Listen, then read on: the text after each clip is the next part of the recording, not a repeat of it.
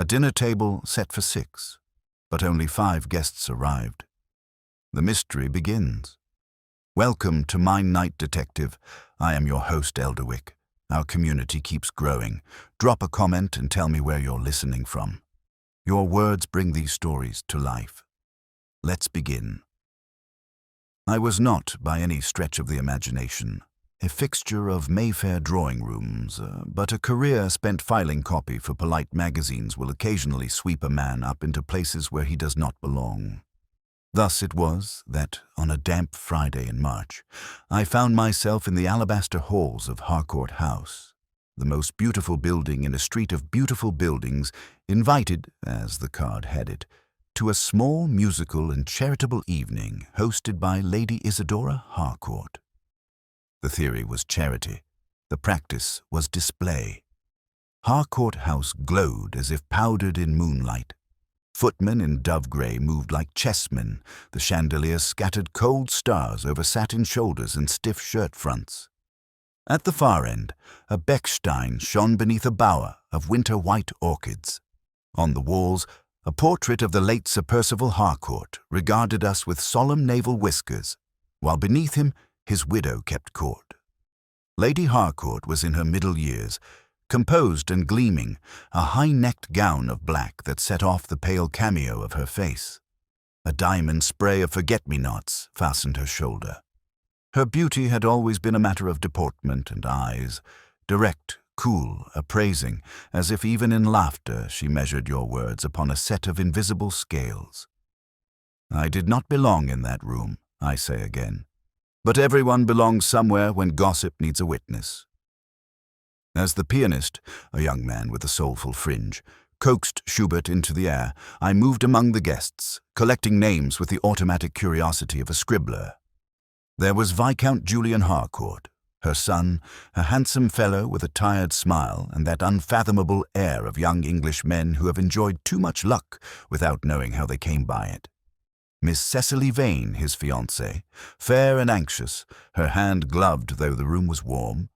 Colonel Hugh Redmayne, bluff, mustachioed, redder than his name, and overfond of the claret. Dr. Rupert Stratton, the family physician, dark-eyed and smooth-voiced, who spoke as if he feared his words might bruise the air. Oliver Bantock hovered near the mantel.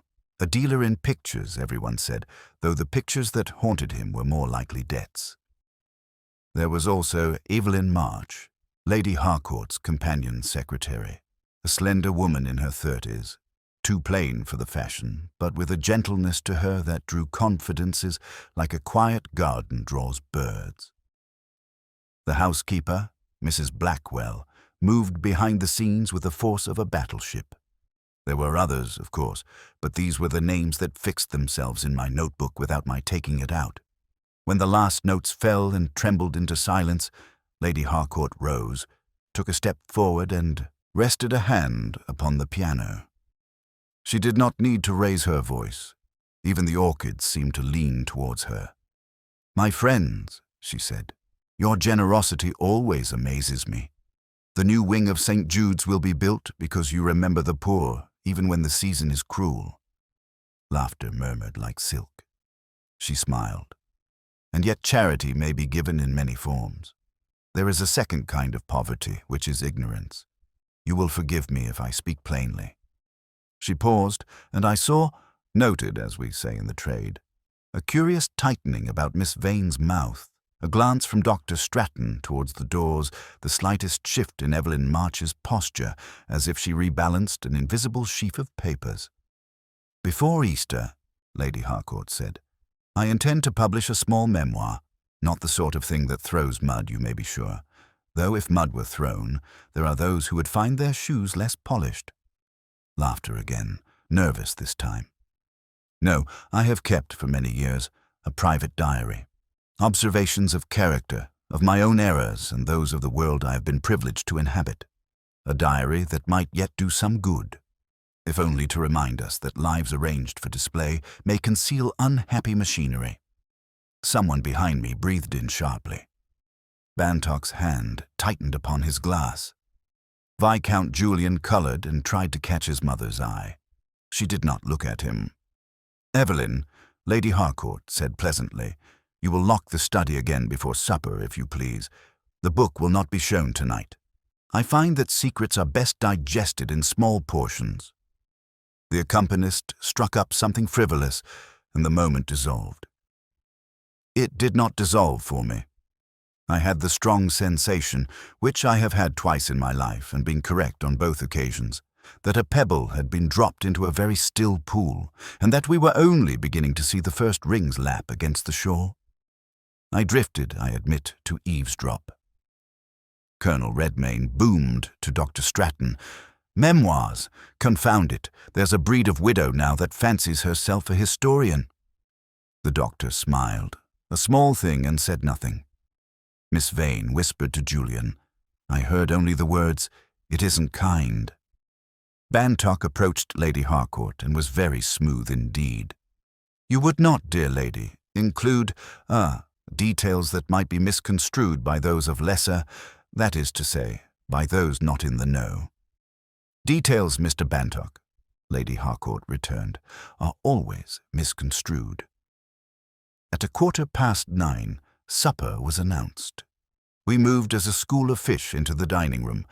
Beyond us, the corridor to the study lay in a velvet hush. I noticed Evelyn March standing by the door with a ring of keys. She slipped one into the lock, turned it, then relocked it again, and placed the key upon a slender silver chain that she wound around her wrist. As she did so, Viscount Julian spoke low to her. She shook her head. He looked, for the first time that evening, like a boy who has been denied something he believed was his by right. Supper offered ham glazed like jewels, and jellies that trembled when Colonel Redmayne laughed. I found myself beside Mrs. Blackwell, who had the hands of a woman who believes in laundry and morality, and who regarded the company as if she were counting them and found them wanting by one. "Lady Harcourt is not strong," she confided, unasked. Shetch had a turn after the new year. "The doctor says rest, but there is always something to be done, isn't there? Always some visitor, always some help to be given." She said help with the scorn of a woman who does the work while others enjoy the credit. At 9:30, as pudding appeared, a flambé that delighted even the orchids, there came what I can only describe as a ripple in the atmosphere. A footman came to Mrs. Blackwell and spoke low. She pressed her lips together and went out.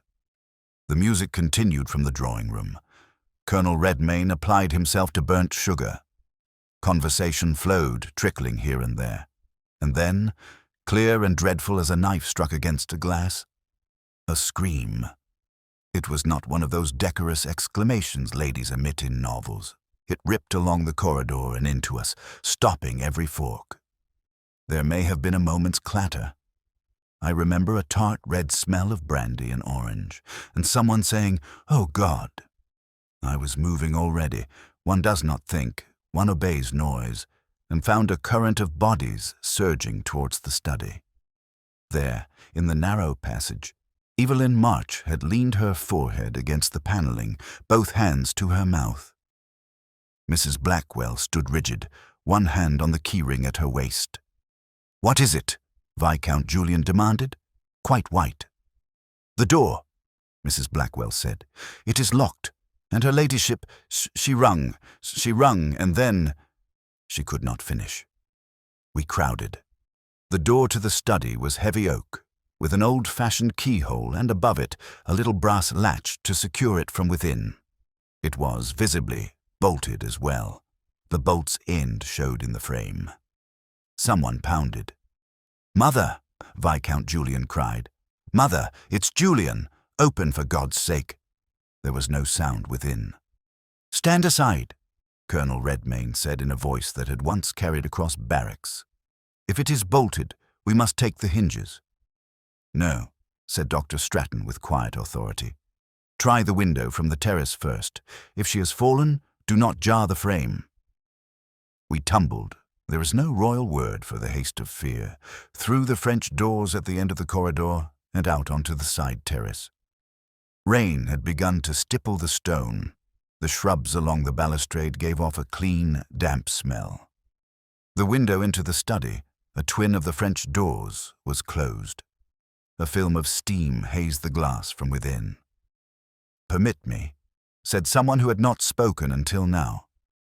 Oliver Bantock produced a pocket knife and worked at the latch. It was not locked. The window lifted, grudging and sticky, and a breath of air wreathed us with scent, violet water and paper dust and something else, a faint scorched tang like a match struck and blown out. We climbed in, ungainly, one after another. The room received us with a hush that made our voices feel like trespass. It was handsome and severe, books in regimented order, a writing desk that looked as if it filed its own nails, a small fire in the grate. Nothing out of place. And yet at once I knew that something was wrong, for the room had not the look of work interrupted but the look of an arrangement. The chair at the escritoire was pushed back only a little, at an angle too neat to be an accident. The blotter was straight when the hand that wrote had been left-handed. No, that was an inference, but the pen lay to the right, and I remembered Lady Harcourt had lifted her glass with her left at supper. The Sèvres clock upon the mantel showed 20 minutes to 10. The long case in the hall had rung the 10:30 while we waited. A small dish of sugared violets on the desk had been disturbed. One lay on the carpet, crushed. Lady Harcourt lay on the rug, a step from the desk, as if she had risen and thought better of it. Her head was turned to the left, her eyes a little open, her face unmarked save for a faint shadow along one cheekbone that might have been a bruise under old powder. Her hand, the left, still wore the slender silver chain. It ended in an empty clasp. "The key," Evelyn whispered. "The key is gone." Dr. Stratton was kneeling already. He set fingertips to the side of Lady Harcourt's throat, then to her wrist. His expression altered, resigned and careful, like a man taking off a hat in a church. "She is dead," he said. There followed the usual human untidiness, cries, orders, and the question one hears at all such moments. What can we do? The answer, sadly, was nothing. Colonel Redmayne moved about the room with the uncomfortable energy of the military in the presence of death. Mrs. Blackwell wept noiselessly, her hands as composed as if folding linen. Viscount Julian stood over his mother and made a sound I would not like to describe. Miss Vane clung to the door frame, her face a blur of white. "The door," someone said. "It was bolted." It was. The bolt remained shut. The key lay nowhere obvious. The window through which we had entered was smeared with the damp of our hands. The inside ledge bore no prints, save, I noticed, one small smear near the lock. The fire burned low, unpoked. A single scorched scrap sat on the grate, a corner of leather with a hole where a strap might have fastened. "What was in here is gone," Evelyn said. She did not move from the door. She kept the diary in the lower right drawer. She had it out before supper, she told me. She told me to lock the room. Colonel Redmayne made a harsh sound. "So there it is. The damned book. She threatened a memoir, and now—" "Hugh," said Dr. Stratton sharply. I knelt where the light from the fire met the polished floor. There was, on the rug near Lady Harcourt's hand, a faint dampness. No, not blood. I touched the edge of it with the folded handkerchief I had learned, through shabby experience, always to carry. A scent rose, delicate and childish. Violet water again, or something very like it. I looked at the dish of sugared violets on the desk, and then at Evelyn March. She was looking at nothing. Her face had a strained composure like a mask, tied on too tight. From the passage came the authoritative tread that signals the arrival of order. 2 constables entered, a sergeant behind them, and after them Inspector Mallory, an angular man whose hair, I later discovered, bristled in proportion to his vexation. He bowed to Viscount Julian, made a small ceremony of sympathy to Miss Vane, and then crossed to the body with the measured step of one who has crossed to too many. "We must do nothing until the police—" Dr. Stratton began. and then stopped as he realized the police were in the room. "Inspector, you see, she is dead," Inspector Mallory finished. "Yes, sir, and this room is locked." He eyed the bolt, the window, us. He spoke to the sergeant without looking. "Note the positions. No one leaves. Names." We obediently became names. It was not my business. I had no right to be there, and yet, as I watched Inspector Mallory address the bolt and the window and the little Sèvres clock whose hands had given up 10 minutes of the night, it occurred to me, as water finds its own level, that none of those objects would tell him what he wanted to know. Rooms do not lie. People do. I thought not of the police, not of the city's more fashionable amateur sleuths, but of a man I'd encountered the previous spring in Brussels at a dull luncheon, who had spoken of crime as if it were a game of patience one plays with the human heart, sorting a row of apparently identical cards until the pattern emerges and the only move left is the true one. Lucien Marceau, he was called. A small, fastidious gentleman with an exact mind, who believed more in what a face betrayed than what a footprint confessed. I had not expected to think of him again. I found myself thinking of him now. "Edmund," someone said near my shoulder, and I started. It was Evelyn March. I'd forgotten that she knew my name. "Do you believe the truth can stand just because it is the truth?" Well, I said. "It should." She looked past me at Lady Harcourt, at the small, neat room that had somehow allowed monstrosity within its walls, and then down at the slender chain at her wrist. "Then," she said very softly, "we are about to learn a great deal about should. Copy, continue the story while maintaining a strong, logical flow that connects seamlessly with the previous part. The transition should feel natural and engaging, ensuring the investigation unfolds smoothly. Every event must build upon the last, leading toward the next development without abrupt shifts. Follow these guidelines. Keep the narrative tightly connected to the previous section. Ensure the timeline remains strong and coherent. No unnecessary jumps or diversions. The tone, pacing, and style must match the established flow. Maintain suspense and intrigue while guiding the story toward the next key moment. Avoid headlines or section breaks. The story should feel continuous and immersive. Always respond directly in chat without breaking the story format. Section 2 of 400 rods.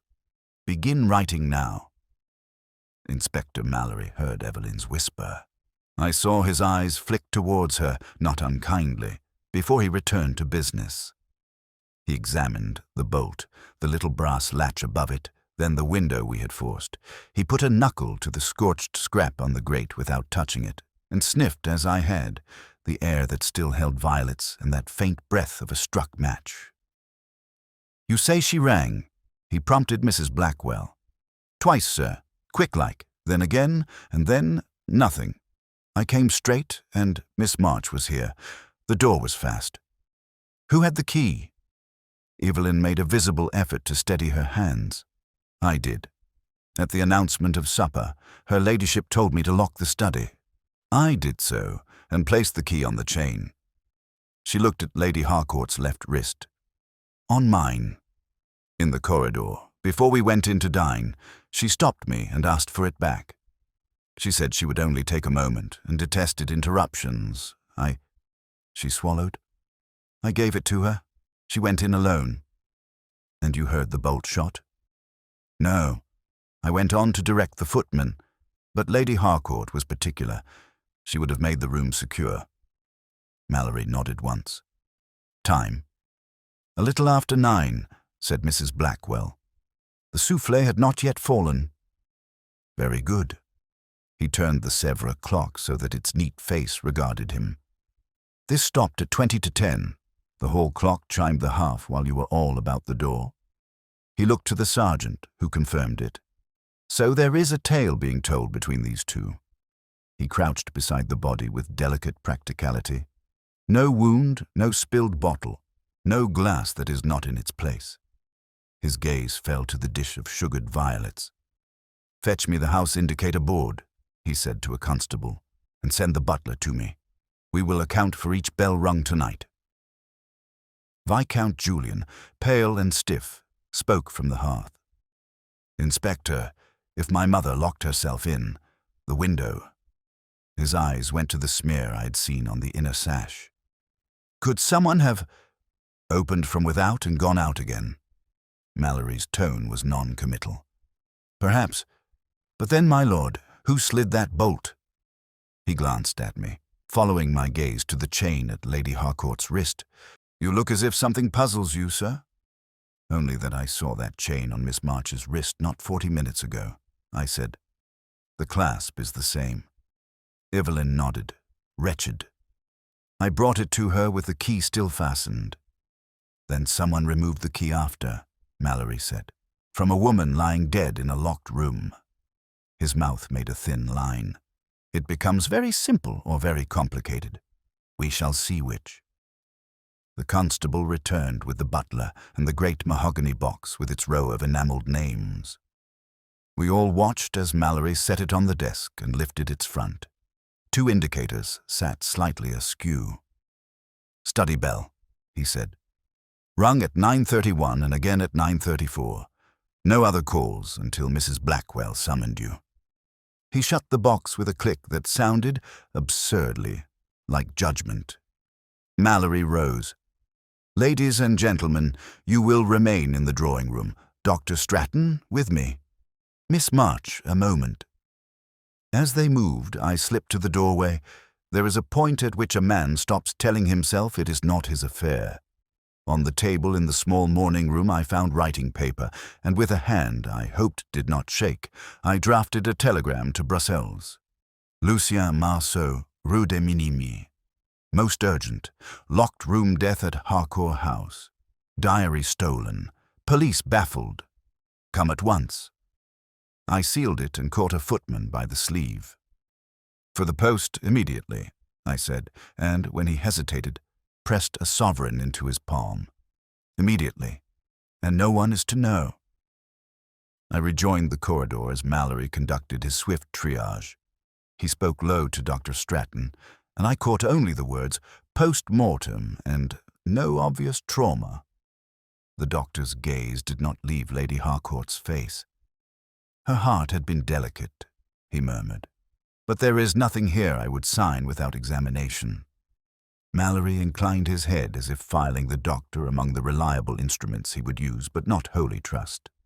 He brought us, in an orderly file, back to the drawing-room, and it was there, under the sympathetic glitter of the chandeliers, that he took the first statements. He began with the plainest. "Mr. Bantock." Bantock's smile was a lacquered thing. I applauded the pianist, Inspector. I partook of soup. I ventured to compliment Lady Harcourt on her speech and was rebuffed with a wit I have always admired. During supper, I remained at table, save to fetch Miss Vane a glass of water when she felt unwell. I have not, I confess, set foot in the study in my life. Books disagree with me when they are not catalogues. Miss Vane flushed. "It was the heat," she whispered. Her gloves were still on. She toyed with the left-hand fingertips as if they pricked her. Colonel Redmayne? Sat, ate, drank, made a joke that didn't land, heard the scream, broke my shin on a damn jardiniere in the rush. He glared at the orchids as if they had been to blame. "Dr. Stratton." I remained at table. "Mrs. Blackwell can speak to the bell's first ringing." I heard nothing until the scream. "Mrs. Blackwell?" The bell rang twice, just as I told you. Her ladyship was short of breath sometimes. Ringing was nothing uncommon. I went at once when it rang the second time. Miss March came too. The door was fast. Viscount Julian stood with his knuckles white upon the back of a chair. "If you are rehearsing alibis," he said, "you will find none of us stepped from our places. We were in full view of one another." Mallory looked at him without rudeness. "It is often the case, my lord, that what is in view is precisely what is arranged to be in view." He turned to Evelyn. "Miss March, you had custody of the diary?" "No." She met his eyes with an effort that seemed to cost her. Lady Harcourt kept it herself. She allowed me to file envelopes, to type letters, to make fair copies when a passage pleased her, but the diary never left that drawer unless she took it. She showed it to no one, not to my knowledge. A minute hesitation. She spoke to me of it as one speaks to a mirror that answers back. And tonight? Tonight, she said it would do them good to fear it. Evelyn's voice was flat with fatigue. She had a way of making fear look like a moral instrument. Mallory's gaze sharpened, then softened, as if he had heard in that sentence both loyalty and resentment. You and her ladyship were on good terms. I owed her everything, Evelyn said. She took me in when I had nothing. She did not like to be thwarted. A constable appeared, cap in hand, smelling of rain. Inspector, there's naught in the hearth but that bit of leather. Not near enough ash for a whole book. And the ashpan is clean. He produced the scorched scrap in a paper. Upon it, crazed with heat, was the faintest suspicion of gilt tooling, an H within a wreath. So it burned a little, Mallory said, and then it stopped burning, or it burned somewhere else. His eyes traveled to the window, to the smear on the sash, and back like a pendulum. We shall search the shrubbery and the house. He dismissed us to coffee with the gentlest of tyrannies and set his men moving. In the corner, Cecily Vane sat rigid, her gloved hand tucked into her sleeve. Viscount Julian bent over her. We will get through this, he said. She did not look at him. The footman I had dispatched earlier slipped past me with the discretion of a cat. He did not speak, but there was a new lack of weight to his pocket that reassured me more than words. In the doorway, Mallory paused. No one leaves, he said. No messages. No telephones. If there is a diary, it is either in this house or in very cold hands.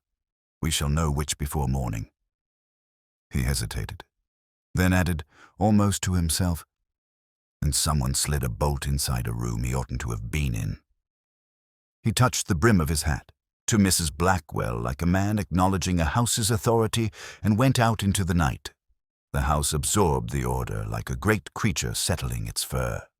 Conversation resumed in tatters and false starts. The pianist, poor wretch, sat with his hands in his lap as if they might do mischief on their own.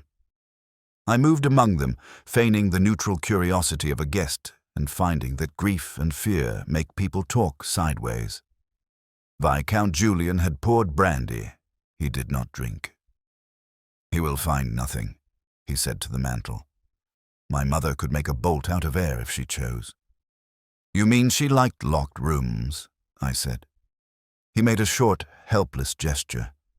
She liked arrangements. Everything in its place. Feelings, too. If there is any justice in this, it will be quick. Miss Vane sat very straight, the line of her jaw bravely set. Up close, the kid of her left glove showed a faint dusting, as if she had brushed flour and tried to rub it away. It was only sugar, I told myself, from the flambé. Yet it had a pale violet tinge that did not come from oranges.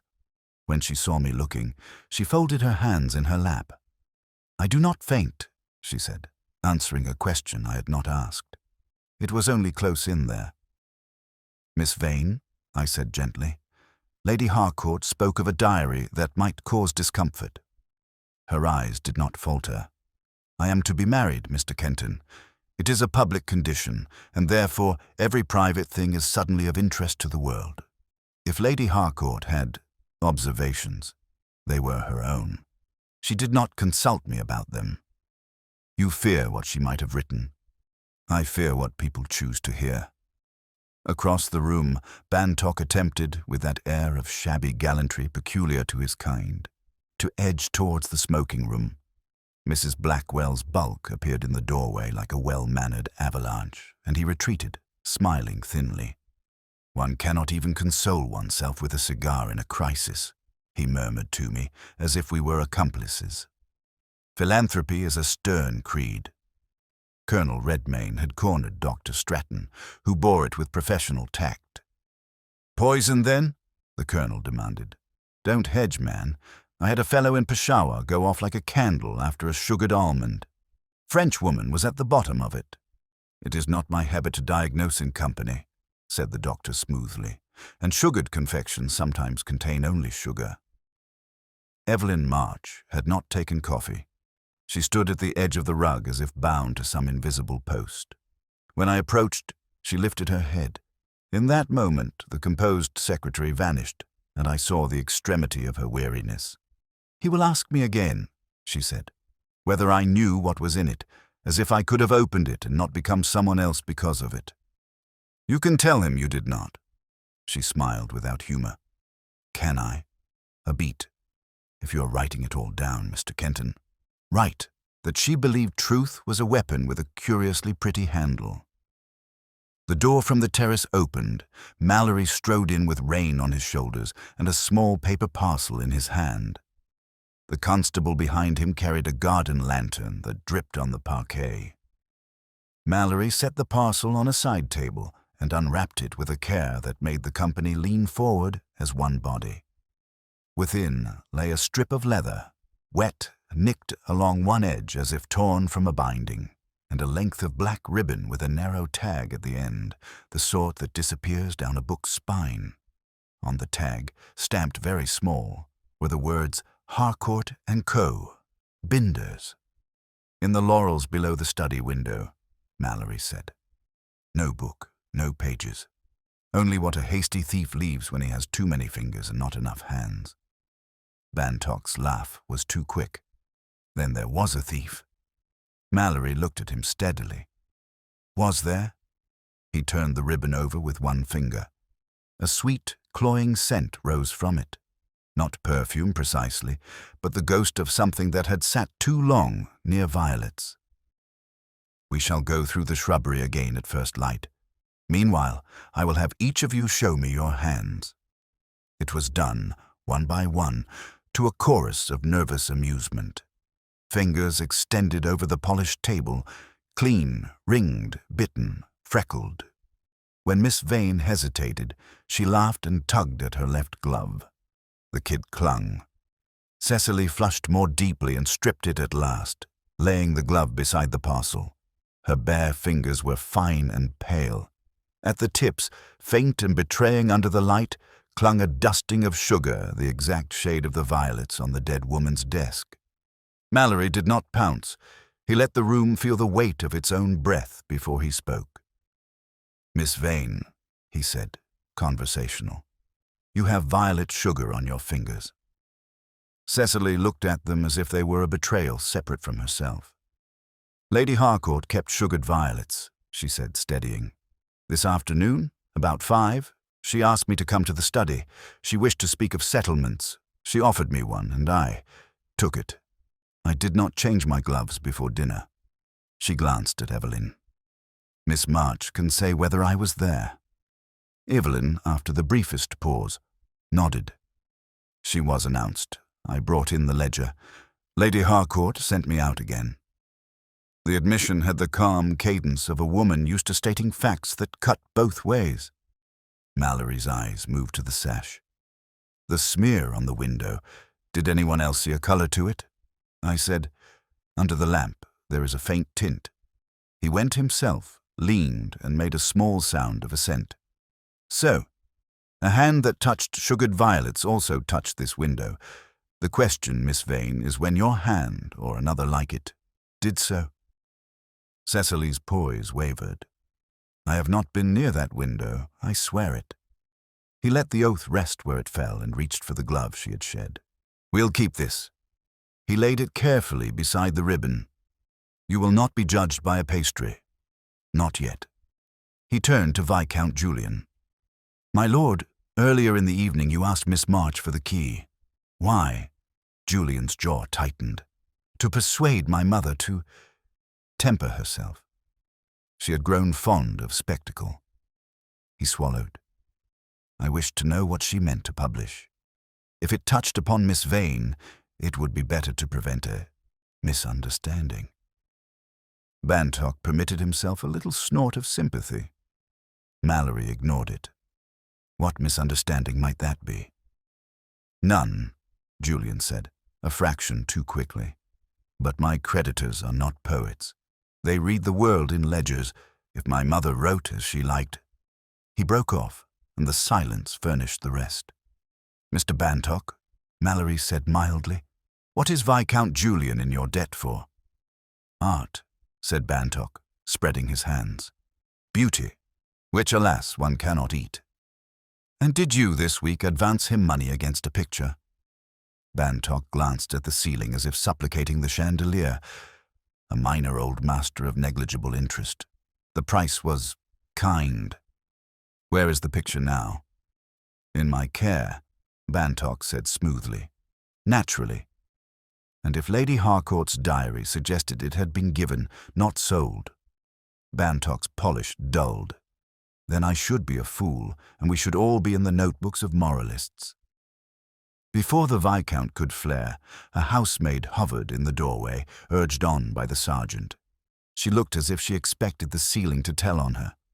Beg pardon, sir. I was to say, at the past, when the bells rang, I was at the side corridor with the tray for the pantry. I looked out, just a glance, for the rain, and I saw— She twisted her apron.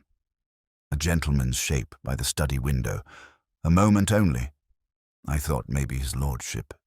But his lordship was at table, so— Smoking? Mallory asked. I couldn't say for certain. There was— She sniffed, apologetic.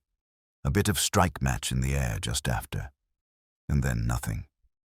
The rain would spoil a cigar, Colonel Redmayne observed with authority. If he stood close into the wall, under the lead, said Mallory, he could have a moment. He turned to the sergeant. Search the terrace joints for ash. Every drainhead and the shrubbery again.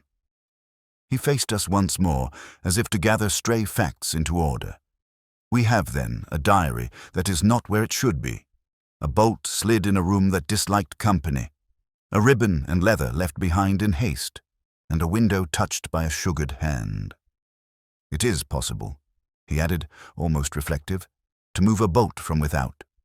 Not easy, but possible. How? I asked before I could stop myself. His mouth twitched. When I know, I shall show you. To the butler. Have the upstairs rooms prepared. No one retires, no messages, until I have seen each room. Mrs. Blackwell, you will stand with a maid while my men make the search. Nothing is to be altered. He began with Julian's study, then Bantock's valise, then Redmayne's cigar case and Stratton's bag. In each, there was only what a man would confess to without blushing. In Cecily, Vane's little beaded reticule lay a handkerchief, a vinaigrette, and a folded sheet of onion skin carbon, neatly creased. Mallory looked down at it, did not touch, and raised his eyes to Evelyn. "You're typing," he said. Evelyn's lips parted. She let me copy a few passages. For safety. For safety, Mallory repeated. He moved the reticule just enough that the ink under the carbon showed itself in a ghost of letters against the light. I could make out only a phrase. The engagement is a mercy for them both. And below it, a sentence broken by the fold. I cannot allow. He closed the bag and handed it back to Cecily as if he had given her a cup too hot to hold.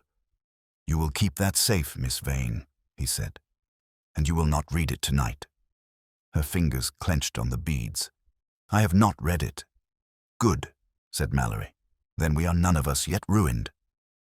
He stood very still for a moment, listening to the house as if it breathed, and then, with decision, he said to the sergeant, Rouse the night porter at the Mews gate. Find out who passed after 9. He glanced at the rain-slashed terrace, and fetch me a length of stiff wire from the conservatory. Something a lady would not carry, but a gentleman might. The sergeant reappeared with a coil of green florist's wire and a length of cane cut from the conservatory. Mallory took them without ceremony and led us, those who could bear to look, back along the corridor to the library, whose door was kin to the studies, sporting the same stout bolt and brass latch. I will not disturb Lady Harcourt's room again tonight, he said, but mechanism repeats itself. He opened the French window of the library, stepped out into the dripping dark, and, with the cane as a rod and the wire bent into a small hooked loop, began to fish through the gap between the door and frame. It was a patient business. The wire glinted and trembled. Once, twice, it skated. On the third try, he caught the little knob of the bolt, drew, and, to our collective intake of breath, the bolt slid home with a soft, traitorous click. "There," he said simply, reappearing, damp and expressionless. A gentleman who wished the look of a room that had refused company could contrive it, provided he had the hand for it, and a moment's privacy at the window. He lifted the wire, now filmed with a faint smear of pollen where it had grazed a lily. And a wire, picture wire, would serve. Bantock's smile sat very still on his face. "One could make a harp out of my pockets, Inspector.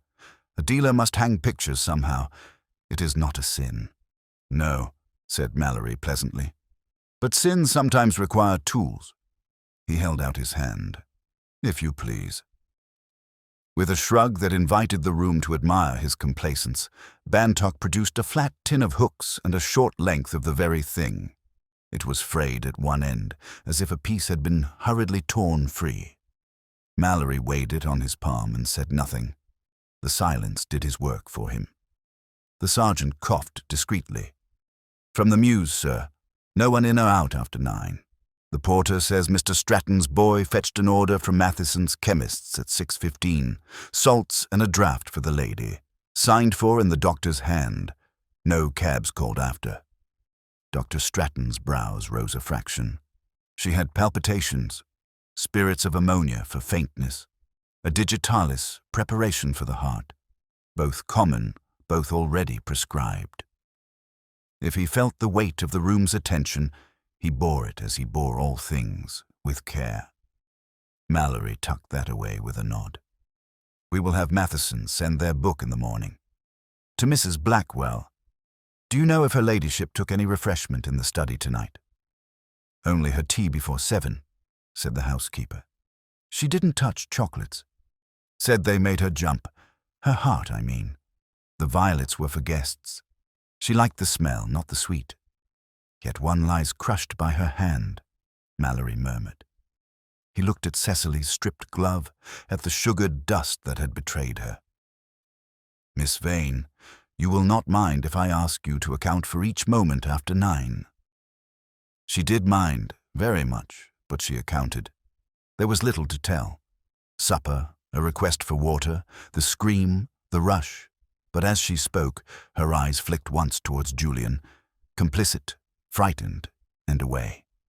Love makes signals in a language even police must learn. Evelyn had been listening, head bowed. Now she spoke, low. "She rang me at past to bring the blue ledger. I was on the landing and answered, but Mrs. Blackwell had it and I could not find her. When the bell rang again, I was at the pantry door. I came at once." She raised her face. "If I had found the ledger, I should have gone in. I did not. Perhaps it would have made no difference." "It might have made all the difference," Mallory said gently, then hardened. "Sergeant, post a man under each window on this side. Search the drains for burnt paper. If the diary left by the window, there might be flakes."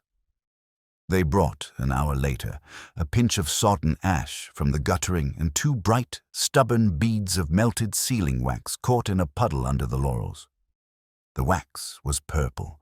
When Mallory warmed it between finger and thumb, it released, improbably, the faint echo of Parma violets. He held the beads under the light, and I saw, impressed there, the ghost of a device, an H intertwined with a coronet, blurred by melting. "Sealed," Mallory said. "Opened, or tried to be, in the rain. Someone, impatient. Someone careless." His gaze traveled inexorably to Bantock. "You were by the window when the maid glanced out. You have wire. You have debt." Bantock laughed, a small, brittle thing.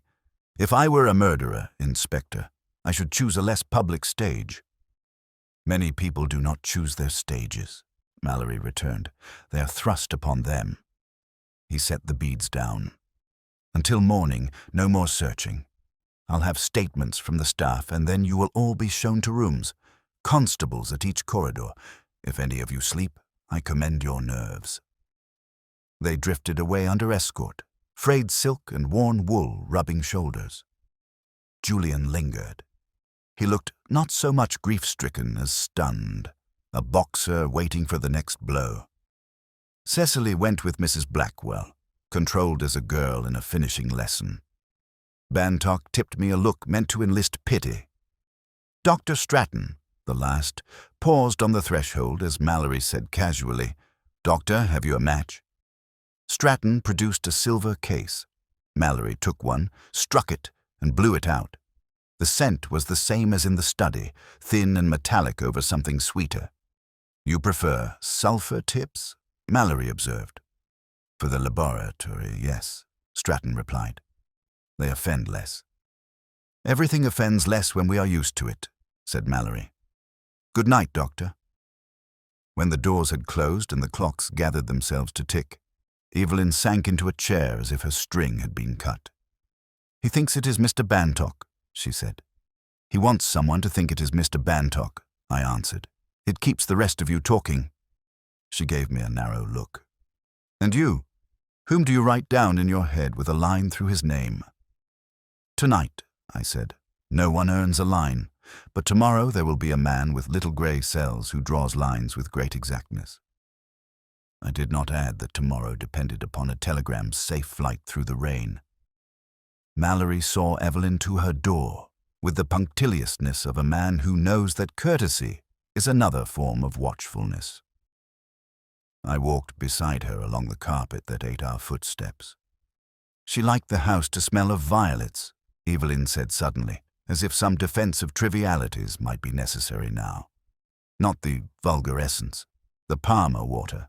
She dabbed it on the pages when she finished a volume, a childish habit. It keeps the moth out of memory," she said. "So the diary would carry its own weather," I murmured. "She had a taste for weather," Evelyn said, and her mouth trembled into a smile that did not arrive. "Good night, Mr. Kenton." I sat in the dark in my room and let the house's sounds arrange themselves. The measured pass of a constable at the bend, the eddying whisper of rain turned thin as wire against the panes, the faraway click of Mallory's men closing a door. Sleep would not come. It is a rudely democratic thing and refuses the important as readily as the humble. Some time after 1, a small sound threaded the hush. The light, polite jingle of a bell, not the hall clock, not a glass, the tongue of the indicator in its box, answering a pull. I got up before I'd persuaded myself to remain in bed, pulled on a dressing gown, and stepped into the corridor. At the foot of the stairs, the indicator board glowed like a row of watchful eyes. One blinked, "Study." It rocked twice and came to rest. The constable stationed there stared with me. "Saw it, sir," he said, uneasily cheerful. "All of its own." "Or someone pulled the cord," I said. "There's a man at that corridor and one on the terrace," he returned. But his certainty had a hairline crack in it. We took that crack with us along the passage. The study door was as we had left it. The bolt sat proud in its hole, the brass latch fast. We stood listening to the kind of silence that has changed since last you heard it. Somewhere outside, rain made a new rhythm, as if it had found a different leaf to tap. "Open," the constable said, and we went through the drawing room to the terrace. The night had thinned. There is a moment when London rain gives up and becomes mist out of weariness rather than malice. The laurels were beaded with it. The stones showed the dark lines of the drain heads like veins. We moved to the study window, still shut, the inside blurred with the glaze of old breath. At the angle of the sill in the lead, something small and pale caught the lantern's light. It was a key. Not large, not ornate, a sober, honest thing, its stem worn smooth by years of being important and never being noticed. Through its bow, a short length of narrow black ribbon had been threaded and tied off with the neatness of a careful hand. On the bit clung, in the little crevices where metal keeps confidences, 2 grains of purple wax and a dust so faint I would not have seen it if the lantern had not made a world of its own. Sugar, as fine as pollen. We did not touch it. The constable fetched Mallory, who came quickly, coat collar up, his hair resisting the damp in its usual fashion. "So he has returned a thing he had no right to," Mallory said, and crouched, his handkerchief between his fingers as he picked the key up into the lamplight. "Or she has. The ribbon is not new." "The binders," I said. "The same as the tag." He nodded. "And the wax the same scent, if wax can be said to smell. He or she had this in hand when they tried the seal below, then thought better of it, or grew afraid, and, like a penitent child, left it to be found." He eyed the window and rang the bell first. "To bring us here," I said. "To have it found in a particular way." "Yes," he said softly. "To make a picture." He turned the key over, thoughtful. "Mrs. Blackwell's ring has an empty space where a certain key should be. We will see if this fills it." He rose. "You, back to your post. Mr. Kenton, since you are awake, you may as well be useful. Come." We went by side passage to the small room where the dead woman lay, under a sheet that had the decency of good linen. Mrs. Blackwell, who had refused her bed, sat like a carved saint in a two-plane chapel. She looked at the key as if it were a word she did not care to pronounce, and unclipped from her waist the ring with its cousin to the little silver chain. Mallory tried the newfound key in the space that had been vacant. It slid on with a very quiet intimacy. He took it off again and crossed to the study door. The bolt he left, the lock he tried with the key. It turned, yielded, and then, when he withdrew it, he held it under the lamp and frowned a fraction. "What is it?" I asked. "A scratch," he said. "A recent one, in the throat. As if someone introduced the wrong thing into the keyhole, then corrected himself." He looked back at the sheeted form. Or herself. He replaced the key on Mrs. Blackwell's ring with a ceremony that, absurdly, comforted. "Now it is back where it belongs," he said. "We will keep it there, and we will listen very carefully the next time an obliging house announces a caller." Evelyn appeared in the doorway in a shawl, her hair undone so that she looked 5 years younger and more vulnerable by twice that. "I heard the bell," she said. She saw the key and went very white and then very composed. "So that is finished." Mallory's eyes flicked to her left wrist, bare now of chain. "Not quite," he said. "Locks sometimes tell me less than the people who carry them." He hesitated, then added in a tone that was nearly kind, "Go back to bed, Miss March. There will be enough to bear in daylight." We stood for a moment after she had gone, the 3 of us and the sleeping house. Dawn had not come, but there was the sensation of something making ready for it. Mallory turned to me. "You sent a message," he said, as if he had known it from the beginning. I met his glance. There was no point in dissembling. "I asked a friend to come." "Good," he said, surprising me. "Bring every mind you can. Men kill for pride and fear and the very particular thread we call love. But they also kill for arrangement." He looked at the window again. "And that is a crime that another pair of little grey cells takes pleasure in unlacing." By 8, the house had the grey, resentful look of a person compelled to rise before appetite. Constables changed places with the weary dignity of chessmen. Coffee appeared like a pardon, nonetheless obeyed. Dr. Stratton, who had spent the small hours with Mrs. Blackwell and the body, told Mallory what he could without committing himself. "No stigmata of violence," he said, quiet and clipped. "The pupils were not pinpoint, not obviously opiate, the tongue not bitten. There is a faint lividity at the cheek, consistent with a collapse on that side. I will know more after the post-mortem. If you ask me for a guess, Inspector, I will stump myself. An arrest of the heart, natural or encouraged." Encouraged how? Mallory asked. Digitalis in excess, perhaps, or a chloral taken unadvisedly with wine, or, if one wishes to be baroque, some contact poison. But I will not commit a slander with my stethoscope. He bowed a little and went to his rooms, a man who disliked ignorance most when it was his own. Matheson's boy, fetched on a bicycle, brought the chemist's book under a rubber cloth. The entry at 6:15 was as Stratton had said, spirits of ammonia and a digitalis tincture dispensed upon a familiar prescription. It proved nothing except care. At 10, rain spent, a cab set down a small, immaculate gentleman on the crescent. He disliked the state of the pavement, but forgave it. He disliked the brass plate's thumbprint, and did not forgive that. When Mallory and I came to the hall, Lucien Marceau was taking off gloves that would have shamed a surgeon. "My friend," he said to me with a warmth that sat on his precise features like sunlight on a clock face, "you are incapable of writing me an ordinary story." He inclined to Mallory with formal politeness. "Monsieur l'Inspecteur, I thank you for tolerating the impertinence of a foreigner." "If all impertinences wore such clean cuffs," Mallory returned dryly, "London would forgive more. Come and see what we have seen." We took him first to the study. He paused only inside the door and let his gaze do what most men do with their hands. "Order," he said softly. "Very strict. There is nothing more instructive than the one thing out of place in a room that loves to be exact." He went to the escritoire. Madame was left-handed. See the pens to the right, the blotter square, but the chair drawn back for a right-handed riser. "Eh bien." He smiled without mirth. "A little lie that has not yet decided which of its parents it resembles." He sniffed delicately. "Violets. Yes, but also something a little like a match that one has blown out at once.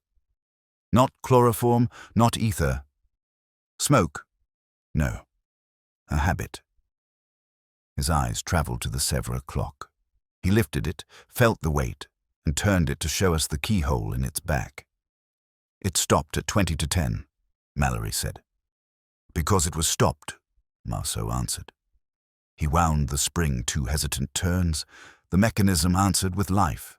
Then, with a tiny frown of fastidiousness, he showed us a slip of paper no wider than a match, sitting in the narrow clearance where the balance swung. "It requires only a breath to arrest a heartbeat," he said. He held the scrap up. It had printed on it, in pale blue, the word Harcourt from some discarded billhead. Mallory's look flickered. Irritation, admiration, both. So the clock was told a story. It was asked to tell one, Marceau corrected. He went to the window and touched with the end of a pencil the smear on the inner sash. "The violet sugar is here," he said, thoughtful. "On the inside. On the outside you have, Inspector, the frayed wire, the little beads of wax, the ribbon. You have shown that a bolt can be slid from without. But this," he tapped at the tint of sugar, "is the caress of a hand that stood within." "Miss Vane was not inside after 9, Mallory said. "So she says," Marceau returned, unruffled. "And perhaps she speaks the truth. But someone who had touched the violets touched here. Ask yourself, when? Before supper, when the lady dismissed her secretary? After, when no one should enter? It is a little contradiction that begs for a friend." He bent to the grate. "Only this leather, an H, and nothing more. To burn a book leaves a very fat ghost. There is no ghost, so the book walks." "We have a key that walked back," Mallory said, and gave him the tale of the night bell. Marceau listened with the grave attention one gives a chess problem. "He returns the key with the diary's ribbon," he mused. "It is an act of conscience, perhaps, or of deformation professionnelle. He restores order but makes a picture. The picture says, 'I did not mean theft, only courage.' Often theft and courage are the same in a certain kind of mind." He looked at me. "Who in this house talks much about arrangements?" "Lady Harcourt," I said. and her son. He said she could make a bolt out of air. An expression of despair, Marceau said, or admiration. He turned to Mallory. You will indulge me 5 minutes alone with the desk, the chair, and the dish of violets? Mallory hesitated, then nodded and took me out. In the corridor we could hear very faintly the delicate noises of a man who does not rummage but converses with objects. When he came out, his face had the look I remembered from Brussels, the look of a man who has seen the corner of a card in a deck he thought new. Eh bien, he said. The dish tells me someone took a sweet with fingers that trembled and then changed his mind. The chair tells me someone wished to appear to have risen at an instant she did not rise. And the desk tells me that a page was removed after the ink dried, not before. Why does a woman remove one page from her own diary on the night she will die? Mallory's eyes narrowed. Because she means to change her story. Or, Marceau said, because someone else means we should believe she did. He looked not at Bantock's door, but down the corridor towards the little morning room where Cecily had sat like a figure on a coin. If you please, Inspector, may I trouble Miss Vane first? There is a line she carries in her bag that I think she has not read. It will cause pain, but pain is, alas, very often the solvent of a lie. Mallory sent for Miss Vane, and she came with the air of a person who has rehearsed composure and hopes the performance will be brief. Julian followed half a pace behind until Marceau, with a small bow, asked him to grant them 5 minutes. Julian hesitated, read something in Cecily's face, and withdrew. Marceau did not sit. He seemed to fear that a chair would make this a tribunal. Mademoiselle, he said, I've asked you here because I would save you trouble. Last night the inspector saw on your fingers the sugar of the violets. This morning I say to him, it does not accuse. It can be from 5 o'clock when you were in this room by invitation. The little smear on the window, that also, it can be from then. So, you see, we put away the shears that cut in haste. Cecily's breath left her in a sound almost like surprise. Thank you, she said simply. Eh, but there is another string. He nodded to her reticule. There is within the little sheet of carbon, the ghost of a page. You have not read it. Will you, with your permission, allow me to do so? I promise you I read it with respect. She pressed the beads between her fingers until they must have marked her skin. If it is unkind, she said, say it quickly. He unfolded the onion skin and held it to the light. The thin reverse inked itself onto the air.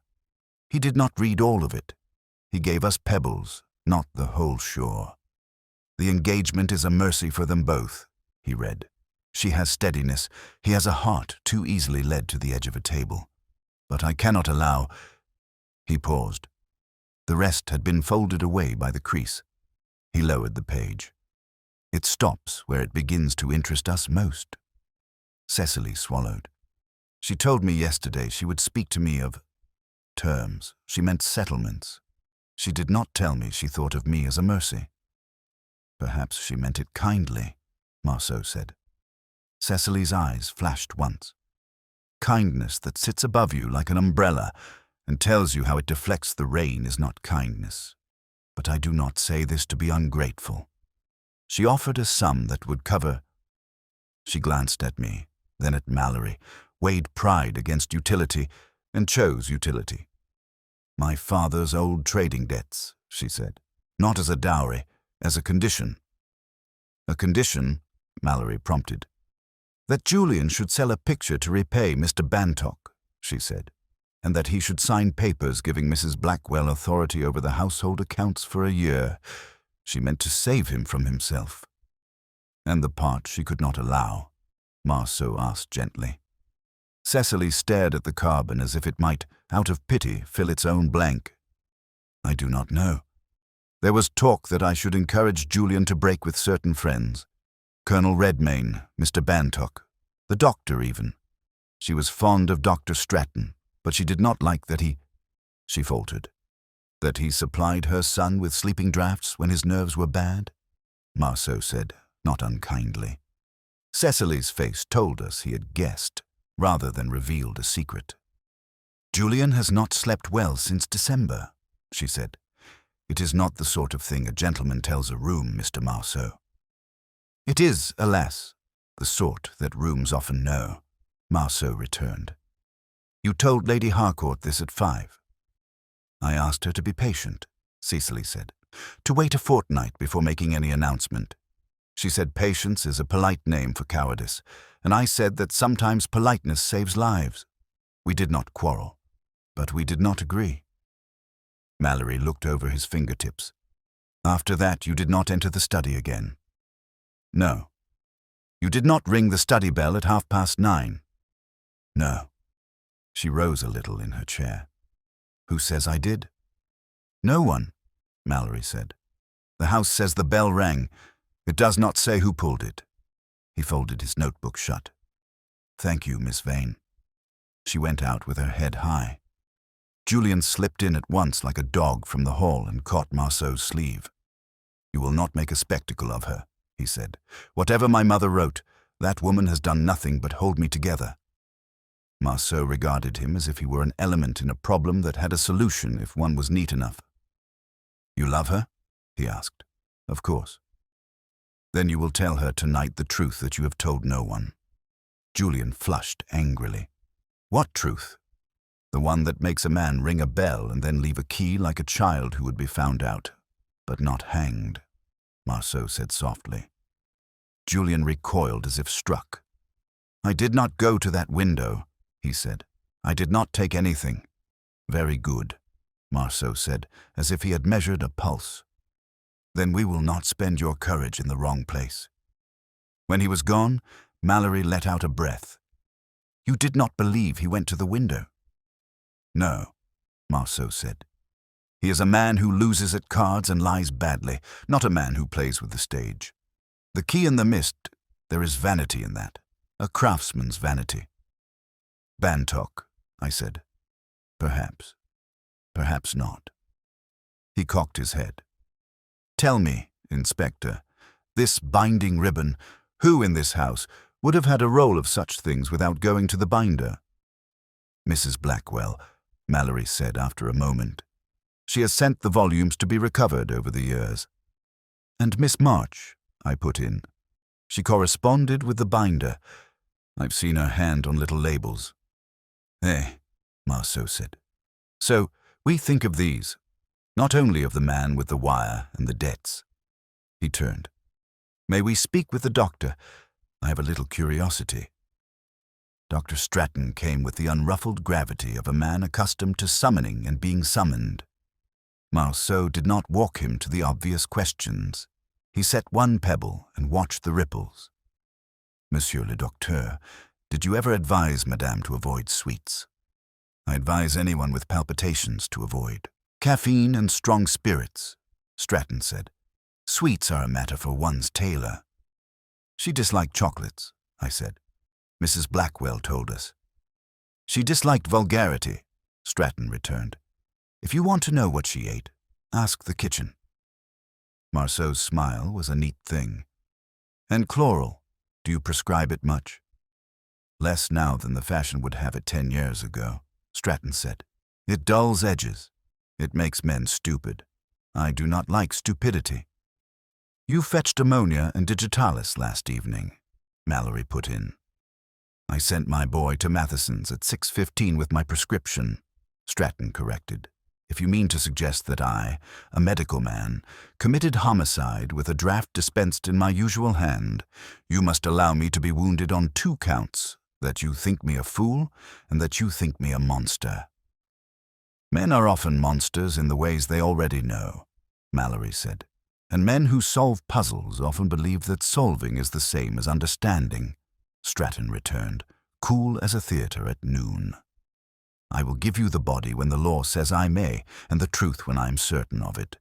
Until then, you will not practice medicine in my rooms, and I will not practice detection in yours."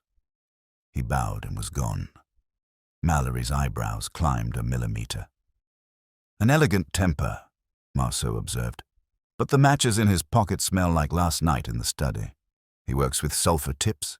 He smokes them in habit, and he has a pride that would not leave a key in the rain with a ribbon like a school prize. A knock came. The sergeant slid in with a brown paper parcel held as if it were either sacred or damp. "From the garden, sir," he said, "under the yews by the east steps where the ground's dry. A page, sir. 2 stuck face to face with wet. They had been folded small." Mallory opened it with that grave care that makes paper a kind of patient. The sheets peeled apart reluctantly. They were onion-skin carbons, the thin blue ghosts of dictation, the top edges charred and beaded with the same purple wax we had seen. The words, reversed and delicate, showed themselves sufficiently to be read. Marceau bent. His finger traced a sentence. "Voilà," he said very softly. "Cannot allow this marriage to be announced until the doctor has given me, in writing, his assurance that Julian's drafts are no longer required." His finger moved to the next line, and I felt the room grow smaller. "And if he refuses, I shall put the matter, the debts, the picture, and the drafts, plainly before Cecily tonight. She must know what she is taking. Now generate the final section of the story, ensuring a satisfying resolution.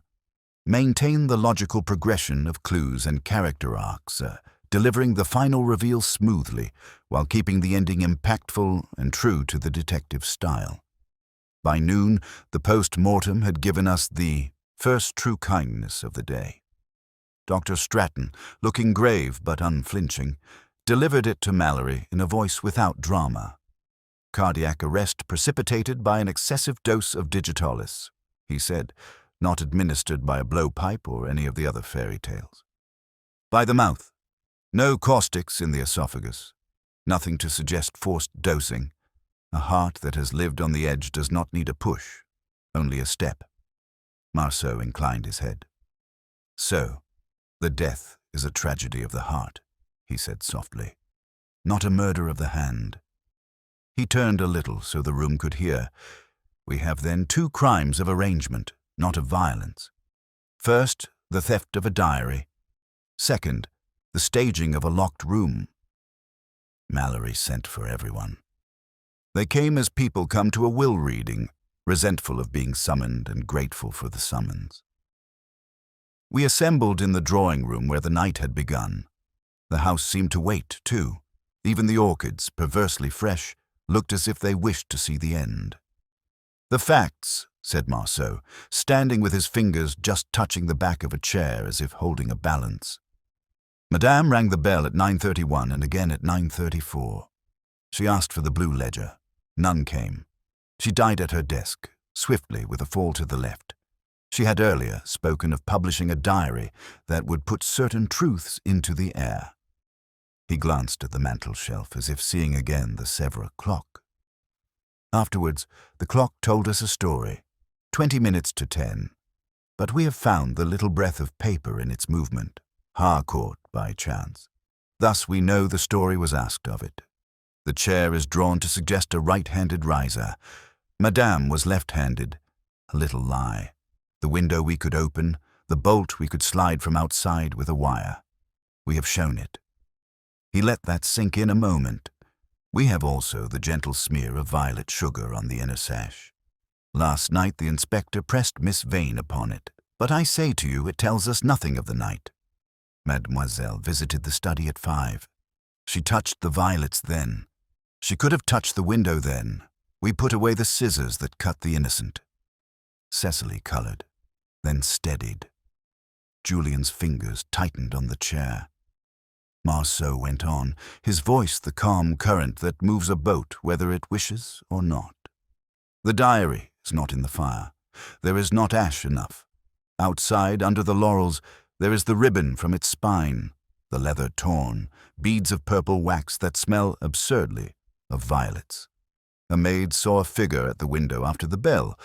She smelt a struck match. The inspector found, in a gentleman's pocket, picture wire from which a piece has been hastily torn. The mechanism has been demonstrated. We have, in the small hours, the key returned to the sill, tied with a binder's ribbon.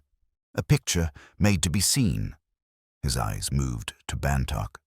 Monsieur Bantock tells us he has never set foot in the study. He is a dealer in books as well as in pictures. Oh yes, in London one must be many things. He carries wire, he carries matches. He can, with his hands, make a little theatre at a window, and he is in debt to Lord Julian. Debts that a certain entry in a certain diary would make most awkward. Last night at supper he had, by his own kindly admission, a moment when he was not watched. He fetched water for Miss Vane. Bantock's smile had gone sallow. "One cannot be accused," he said, "of both gallantry and burglary for a glass of water." "One can be suspected," said Mallory. His voice had the dryness of flint. "My men have just now taken from the east drain head, where the brick flange makes a shelter, this." He unwrapped from a damp cloth a book bound in dark blue calf, its leather strap raggedly shortened, its gilt edges bloomed with water. The purple wax upon its foredge bore the blurred ghost of the Harcourt coronet. No one breathed. Mrs. Blackwell crossed herself, so small a movement that one might mistake it for the folding of a ghostly napkin. "It lay half jammed in the elbow," Mallory said. "Last night's rain could not carry it away, and the first light did the rest. The drain is directly below the study window." Bantock's composure broke, not into confession but into irritation. "If you will be pleased to accuse me formally," he said, "I shall require counsel." Marceau did not look at him. He looked at the ribbon that had been tied around the returned key, and then at Evelyn March. "Before we accuse," he said gently, "one more arrangement. Miss March, last night the study bell rang at 1. A key was found outside, tied with a little black ribbon from the binders. That ribbon is in your desk. You order the volumes to be recovered. You label them. You correspond with the binder. You, if anyone, would have the small professional idea to restore a thing to its proper ring, and to do it with a neatness that is like a salve on a wound. It is a great tenderness for order." Evelyn did not start or blanch. She sat very straight and very quiet, and for a moment I thought she would let the accusation go by like a cab in the rain. Then she looked down at her hands. "Yes," she said, "I tied it. It was wrong for the house. I thought if it were found, at least the key would be where it belonged." Julian half turned to her. "Evelyn." "Hush," she said, not unkindly. "I did not kill her." "I do not say you did," Marceau said at once. "I say you love arrangements as she did, and I say something else, which is kinder, that you wished, with the carbons you threw under the yews, to destroy a part of her that could still do harm." Her eyes met his, and the composure cracked. "She wrote for her own good, always," she said in a voice that held bitterness and love in equal parts. "Even when she meant to help. Those lines about the doctor and Julian, I typed them for her at her dictation.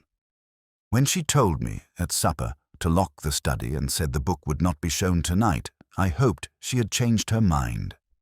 After, when I saw, I went out and burned what I could find of my own making, the carbons. I did not take the diary. I did not go to the window." Marceau's head tilted. He believed her. "Nor do I think you did." He turned at last to Bantock. "Monsieur, will you tell us where you were between the bell at 1:30 and the scream?" Bantock hesitated just too long. "At the table, of course. And the water for Miss Vane." His glance skittered to Cecily. "Poor choice." And back. "A moment only." "Long enough," Mallory said, "to step onto the terrace. Long enough to open the unlatched window, go in, take a book, come out, draw a bolt with wire, and move a little way under the lead while the rain gave up. A match to see. Our maid smelt that. The wax because, in your greed, you tried to open the strap. The leather because your hand is not a binder's hand. The vein because you like pictures." He let the words fall like cards. "And at 1:00, because you are vain, and because your trade is order, you tied the binder's ribbon to the key and left it as a little composition. You do not like loose ends." Bantock's bravado sagged into the shape of a tired man. There are entries in that book that would ruin me, he said harshly. Not alone. Others. What she wrote about some of us. What she planned to say. It is not criminal to wish to live. It is criminal to break and to steal, Mallory said. He nodded to the sergeant, who stepped forward. You will come quietly, Mr. Bantock. Bantock's eyes went to Julian. I protected you, he said, almost pleading. You as much as me. Julian's reply was dull with fatigue. You protected yourself. Mallory took the book with the hands of a man carrying a child and passed it to Mrs. Blackwell. It belongs to the house until the coroner has done, he said. Then, my lord, it belongs to you. What you do with it is your business. I recommend a match and a private conscience. Marceau made a small, deprecating gesture. Permit me one more little thing, he said, and drew from his pocket the slip of paper he had found in the clock. This I would keep, he added. Not for the police, for yourself. It is well to remember that even clocks can be made to lie, if one asks them nicely. The room loosened. Grief has odd mechanics. When the spring of fear is unwound, sorrow can begin. Cecily went to Julian, without display, as if they had done so in a dozen rooms and would do so in 100 more. We will wait, she said to him. We will do it as your mother asked, without the umbrella that tells us how it keeps off the rain. Julian's mouth wrenched. I deserve worse, he said. You deserve to be better, she returned. And you will sell the picture.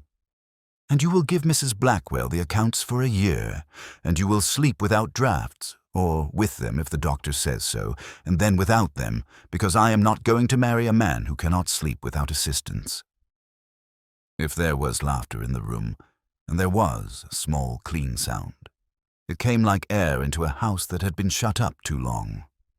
Dr. Stratton, for his part, regarded Marceau with the coolness of a man who has seen a difficult case survive the night. You will not need my matches in your museum, he said, but if you keep the slip from the clock, I shall keep in my mind the reminder that not every arrangement is a help.